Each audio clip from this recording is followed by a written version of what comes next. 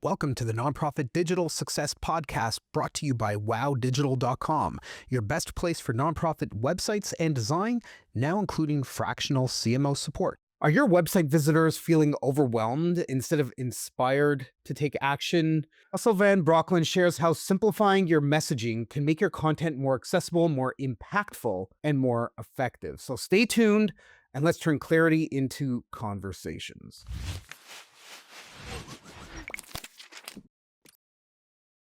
Welcome to the Nonprofit Digital Success Podcast. I'm your host, David, and in this episode, we're going to be talking about accessibility, clear messaging, and writing specifically for impact. And I've got Russell Van Brocklen with me. But before we continue, I just want to mention that our podcast does need your help and support. If you find this episode or any of our others insightful, interesting, or helpful, please like, subscribe, share, and comment. It really does help our podcast.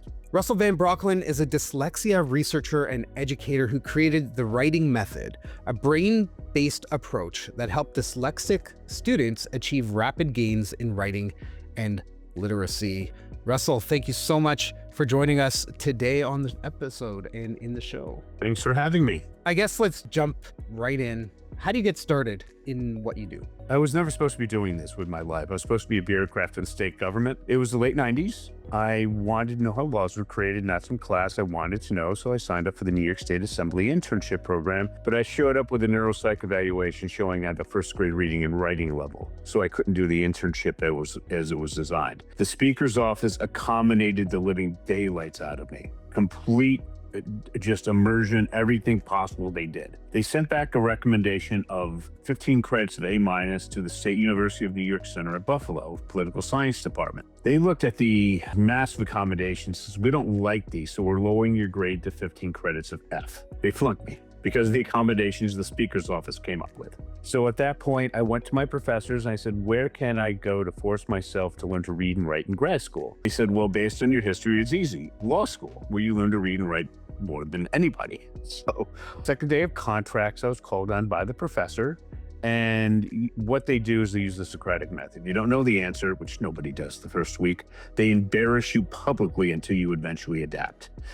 That didn't happen to me. I answered as his equal, not as a student. We went back and forth for 15 minutes. After that, it took me about a month to learn to read, about a couple of years to learn to write. Then I went back to the New York State Senate. I wanted them to fund my dyslexia research program, which after years of working with the education department, we eventually did. We went to the Averill Park Central School District right outside of Albany, New York, our state capital. Highly motivated, highly intelligent college juniors and seniors reading and writing at the middle school level. One class period a day for the school year, the writing increased to the average range of entering graduate students. Wow. They all went out of college.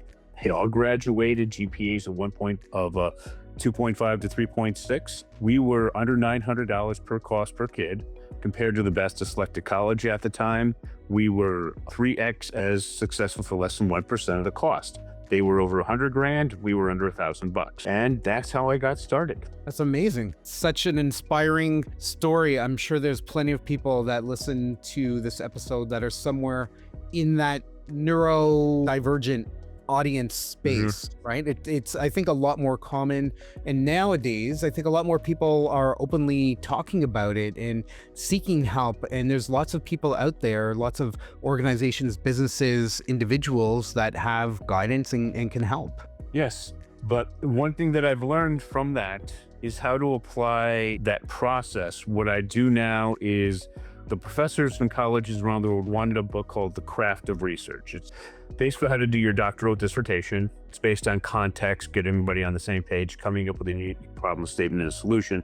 And I combine that with Overcoming Dyslexia from Dr. Sally Shaywitz, where the dyslexics have a 2.5 times neuroactivity in the front part of the brain dealing with word analysis followed by articulation. And what I want to do today is to apply that for non-for-profits and to just tell you, how can we market our message much easier, to be much more effective online with all of this AI and all this other stuff. And people get really confused by it. They get frustrated by it. We're going to cut through all the nonsense and just give you a very effective process. And we're going to do that using something called a universal theme. All right. So I'm going to give you this is going to seem like it's coming out of completely left field, which is a very typical dyslexic solution. It'll make sense very shortly, but we're going to start off with a movie review. Okay. I want you to think about a movie that you think is one of the best of all time. You know it intimately and everybody's seen it. What's the name of that movie? I've got like my favorite movie, which says a lot about me, but nobody really knows about it. So let's go with The Matrix. Okay, which one? Number 1. Okay, now I'm going to ask you something very difficult. I need you to reduce The Matrix to a one-word universal theme that best represents the movie. Truth. Truth, okay. You see how that took you some time? Yep. Let me show you what's going on. This will help your audience when they have to do this for their non-for-profit. This is the top book in the field of dyslexia. This is what dyslexia is. You see that massive neural activity you have in the back part of your brain and the dyslexic has next to nothing? Yeah. See how the front part, the dyslexic has about 2.5 times the neural activity?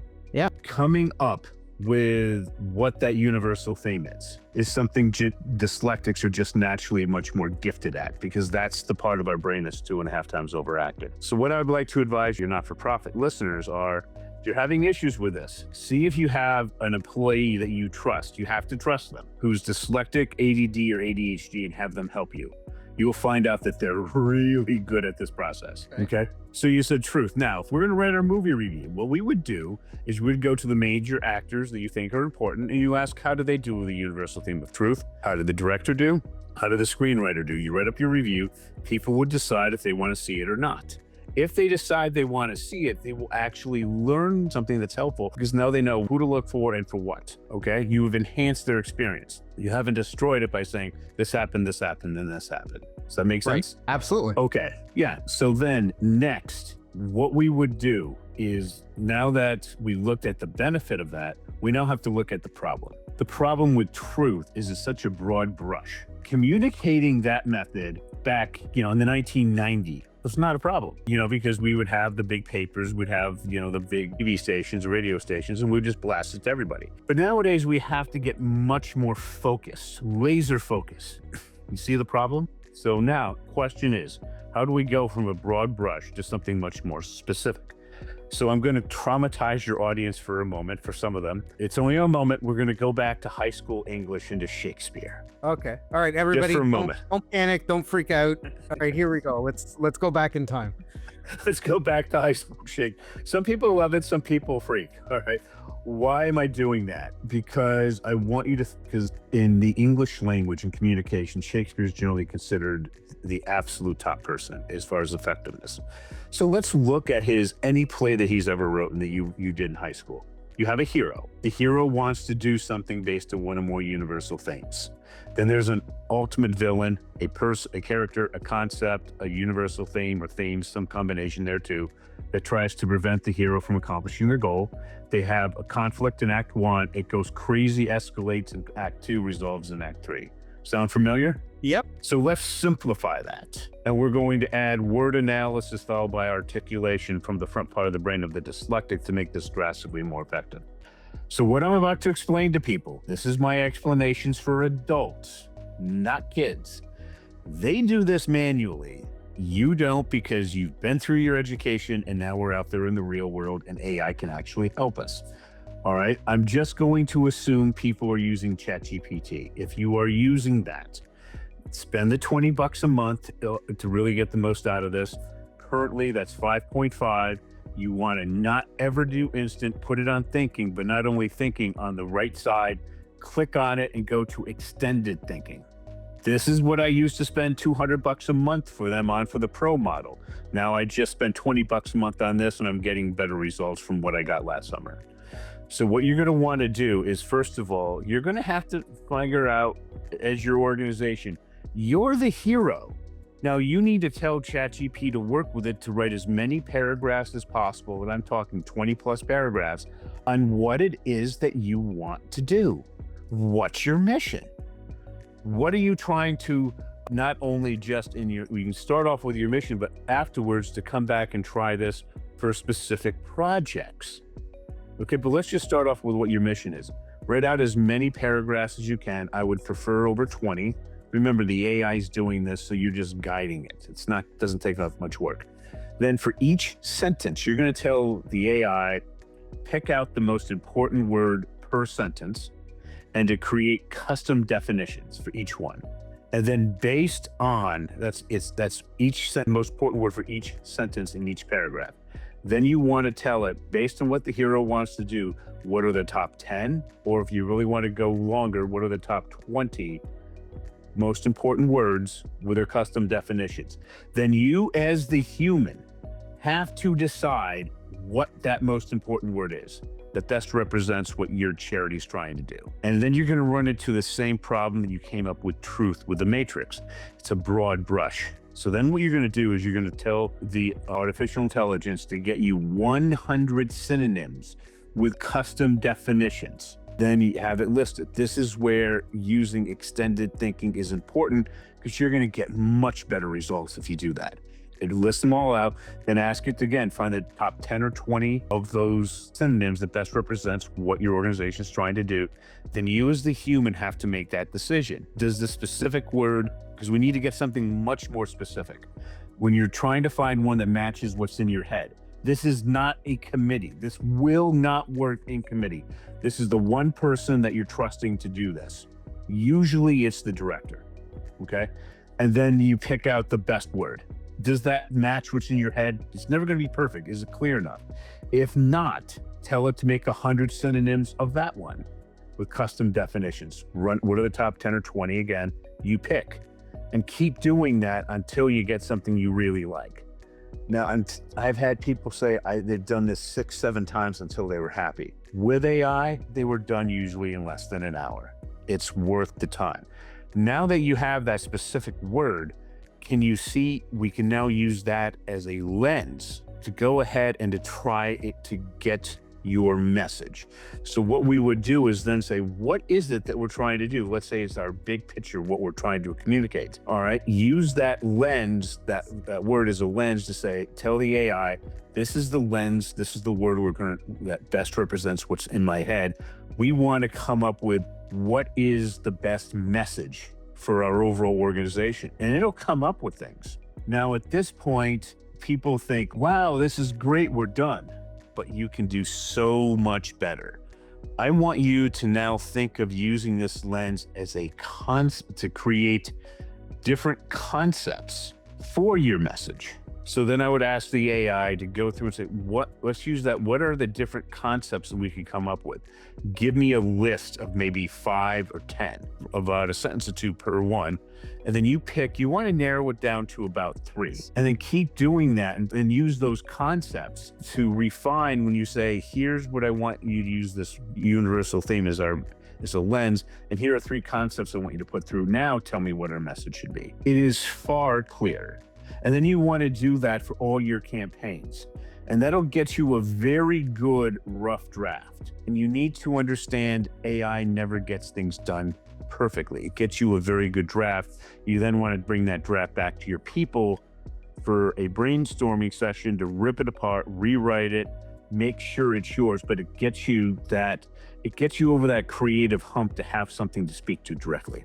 Yeah, and I think a lot of people struggle with how do I even just get started with this? Mm-hmm. And so I love using AI in terms of brainstorming. These are some interesting techniques in terms of like digging in deeper.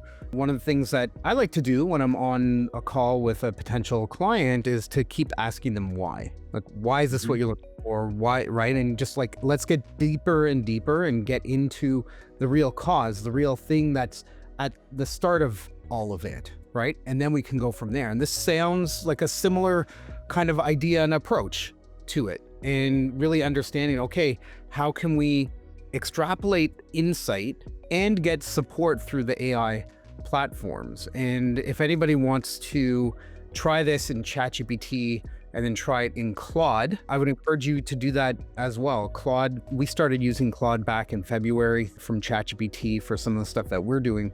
And we found there's a much stronger output that we get from there. So worth experimenting on that side as well. Oh, I spent $200 a month on Claude. What I would tell people is Do not use 4.7. I would use Opus 4.6 extended thinking, because what you need is that extended reasoning to get it done.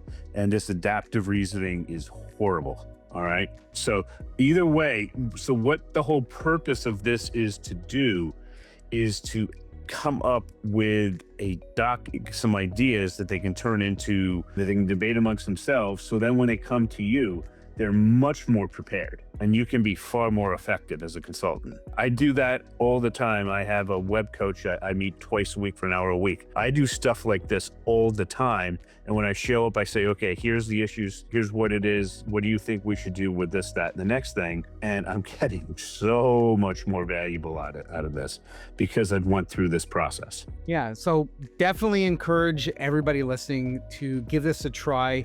Find, I don't know, a half an hour, 45 minutes, an hour in your calendar over the next week or so. Block off some time and spend it playing with this and see what it actually can do for you.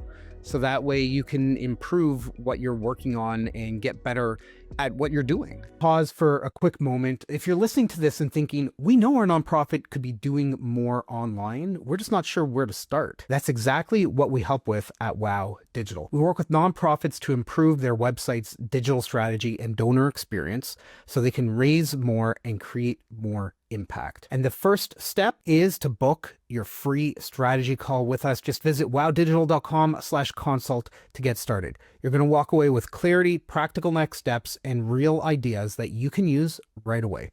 Okay, back to the episode. And if people ask you, where did you come up with this? You can literally walk through the process and they can go look back and say, well, how about we move this? It's an organizational process that allows you to discuss things through universal themes. People understand universal themes. We have a very hard time with concepts. But if you're saying, like, for example, I have some of my kids they throw temper tantrums all the time, because literally we're asking you to do things that the brains can't do.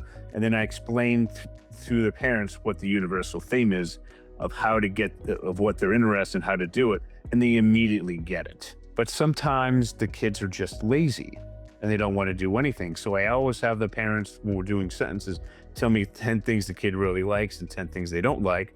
I take the chore that they hate the most and have them keep doing it until they decide to do the work, which the parents also find quite amusing because the look on the kid's face until they go ahead and do it. But it's the understanding of communicating through universal themes that I find to be the most powerful. And when you can articulate that in a very specific universal theme that best matches what's in your head, that's the key that I find that really makes effective communication so much easier. Absolutely. Being able to find that common link that people can latch on to, understand, think about experiences in their own life, either current or past, that they can create that emotional connection with. And I think that that's something so important for nonprofits, charities, etc. to do, is to create that emotional connection, to be able to pull at the heartstrings so people really do understand what it is that you're doing, what you're trying to do, and how you want to help. Yes, it's just a way of doing it. Please modify that process it's not set in stone, to help you go through that. And, let me know if there's anything else I could help you with. But that's, I think, what'll help you with your communications messages quite a bit. I've tried it with a lot of people in the not-for-profit world. And as I said, it gave them a very good base discussion draft where they could discuss things. When you go into that discussion, it does get refined a lot, but it just you get past the creative, I don't even know where to begin to what to say. That's what it's designed for. So when you take a look at nonprofits and charities, at their websites and, the language that they're using, their content that they're producing, whether it's email, web, social, etc., what are some of the mistakes that you see them doing? Oh, the main issue is they try to use the copy from ChatGPT instead of going through Claude Opus. And a lot of them are asking me, well, how can I use all of this AI stuff? Because they're just buried in work. So I'm one of those people that does more than 10x work with AI. And here's the basic secret that I found. I use ChatGPT 5.5 extended thinking as the brain. It is really a massive jump over 5.4, like to such an extent, it's amazing. And then I get a lot of my work done in co-work. Again, I do not use 4.7. It's a mess. So I use 4.6 Opus. And I'll tell Claude, go ahead and find what we're looking to do, create the prompt, I stick it in, and then this is what drives people nuts, but it's just work. This saves you a lot of time, but it's still a lot of work. I would then take the results, put it back into ChatGPT, and I'll say, I tell it, I don't care how well we did, I am not happy. Go through the prompt you wrote, go through what needs to be corrected line by line, find all the holes, do extensive internet research, how to fix it. And then what you want to do next is I tell it I want to get it to 9.9. Tell me exactly what that is, and then give me a new prompt. And I'll go back and forth until it hits 9.9. Then once it's done, I created 3 modes in Opus 4.6. One is what I call a catastrophic mode. What is it that we completely missed that should be in here? Go ahead and fix that until you get 2 passes of 0. The next one is what other things should be included that are not. And then finally, I do a full polish mode. And I run it through all of that. And then I'll dump it back into ChatGPT. I'll say we keep correcting this until it's at a 9.9. Then I'll send it back in one more time over at Claude. ChatGPT takes out too much, but it also sees things that it missed. We run that through one more time for all 3 modes, and then I send it off to a senior human to review it, and then we publish it. Or I just tell people this is at 90%, and I just publish it. As a dyslexic, I can't do the final check. But people are telling me I'm giving them really good drafts, and there's not much work, and it just finds all the holes that should have been fixed. And you don't have to do this as the director. This is what assistants are for. This is what volunteers create the process and give it to one of your volunteers, one of your assistants, and you would be amazed at how much work you can get done. I think that's a really cool process, and I'm going to, the next time I'm putting content together later this week, I'm going to run that through. One thing I do want to mention is by the time this episode does air, there's probably going to be like 17 new model versions between what Russell's using and what's available, but typically they are getting better and better. Give it a try. Okay, so back to this. So we've got this content, this draft that's produced. It's at a 80, 90%, maybe higher. The one thing that we need people to be doing in nonprofits is guiding people towards an action of some kind, whether it's to donate, to volunteer, to subscribe, to share, to whatever that happens to be. Those are the 4 kind of top main ones there. But from your perspective, how could a nonprofit that's using these kind of systems design websites, create content that guides visitors towards taking that action? First thing you're going to want to do, and when I keep going back through this over and over again, I don't care if it's now or 5 years from now, you're probably going to find it's generally about the same thing. These models, where they're good and where they're bad, are pretty much baked in. What I would do is, first of all, you're going to have to create an avatar of what you're looking for. And 5.5 extended thinking is by far the best one with that right now. But you're going to have it redo it. Have it keep looking at what it's doing and say, is this at 9.9? Break it into various parts. And if not, go back and redo it. All right. I literally will tell it, are you at 9.9 again? Then what? Then I say, then what? Do I have to babysit you? I put it in a loop. It hates being asked if I need to babysit it. I mean, both of them hate it. Okay. So then they will actually go through and do that, finally come up with a 9.9 avatar, and then run everything through it. Okay. And that's what, and 5.5 will find problems that Opus will miss. It's just a drastically more advanced model. Opus has one out there called Mythos that they're not going to probably ever release to the general public. ChatGPT is. All right. So I bounce them back and forth. The final one, I do run through with all the edits through Opus. Okay. And then I will take that. And if you're really that pressed for time, look it over, make sure it hasn't done anything stupid, because as a human, the number one thing you need to know is in your bones what looks good, and if it doesn't look good, how do you fix it? A lot of times people just tell me they didn't do the final deep human review, they just threw it up there. And what I'm getting back is through that process, it's about 90%. And for most things, it's good enough. As you remember in school, going from a B to an A took literally 3 times the effort with a hard teacher. Okay. If it's that important, run it through the senior humans. If it's something that's a smaller thing, you can put it up and check back later, but that will get you really good results. The problem is people just do one or two things with the AI and they think it's done. It's not. Exactly, right? And that's why people are here. That's why people study journalism, they become editorial, they go into that field is, obviously, pre-AI. AI is a very, very new thing, but in the world of AI, you can do that brainstorming, you can do that initial stuff and hand it off, very much to your point, Russell, to the senior humans. Not necessarily old humans, they're not necessarily seniors, but hand it off to somebody that is very experienced in the field that can run through it and make sure that it makes sense, that it didn't create circular references, that it's appropriate for the audience, that the persona, the avatar that you're going to, that you're writing this for to connect with. If you go through the process that I showed you properly, that never happens to me. I never get back that much constructural problems. What I get back is, well, this sentence could be a little tighter with this one. Maybe this point would be a little better in 3 paragraphs ago. And you're talking about a level of clarity that most people honestly will miss. But the people that really know how to get the workflow done. I have had so many people in the not-for-profit world I've shown this process to. And honestly, they said they just looked it over quickly to make sure there's nothing obviously stupid, and which hardly ever happens. And they made a few small tweaks and they just sent it up. And it did what they wanted to. And they took an editorial process that used to take weeks and months and they knocked it out to what they were doing that morning.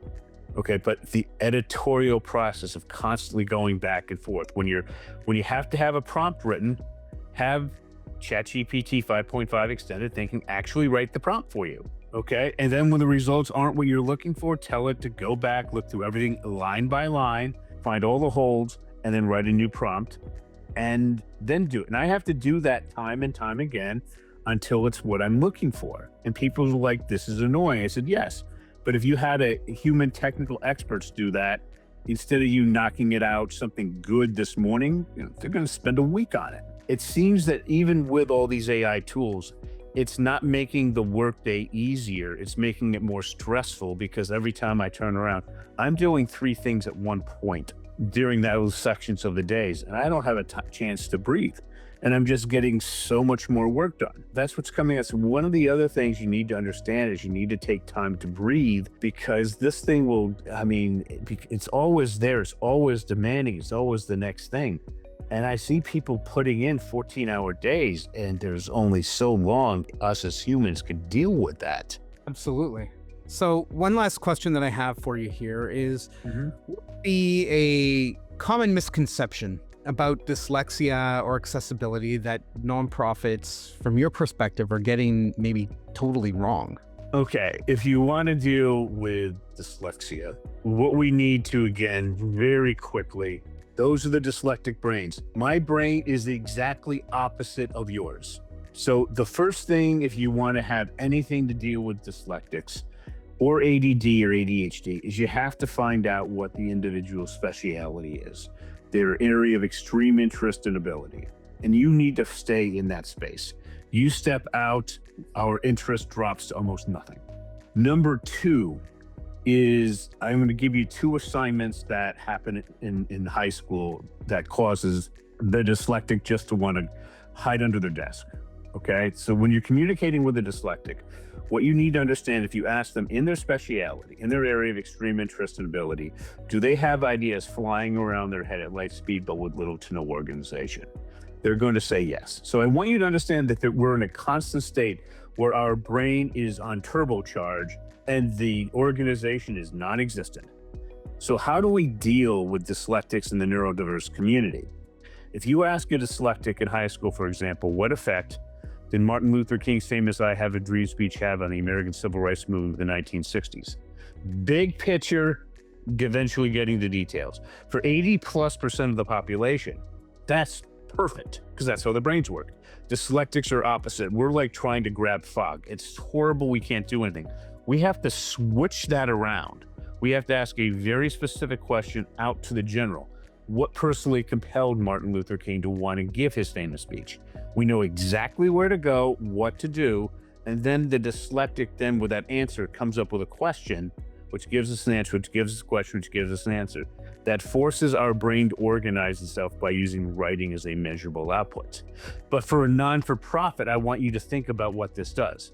You start a dyslexic off on a very specific question, and then they get an answer. Then they automatically can come up with a good question and get another answer and have a stream of thought that allows them to continue that sequence far past what most general education people can do. And that's where the real value we have. So the main difference is to just understand you got to be in our speciality and you got to start off at a very specific point and then go outward, which is the exact opposite of what you're used to doing. Love it. Thank you so much, Russell. Some amazing thoughts around neurodiversity, leveraging systems and platforms, and how to be able to actually connect with people in a way that's meaningful and ideally, saving time through the various systems and the process that you walked us through. And I hope the people listening have been able to get some really great advice, some pointers and tips. I know I have, and I'm going to take those back to my team today, later on when we meet. Now, I like to put my guests kind of in the hot seat for a quick moment and ask you, if you were to issue a challenge that you want anybody listening to this to do within 24 hours of listening to the episode, what would that be? You have to be much more laser focused with your messaging now, or you're just going to get drowned out. So the process that I gave you, I would go through it. I would go through it very carefully. I would take it to your team, run through the process again until you're happy with your messaging. And then literally I would take it the way I told you to go through the AI.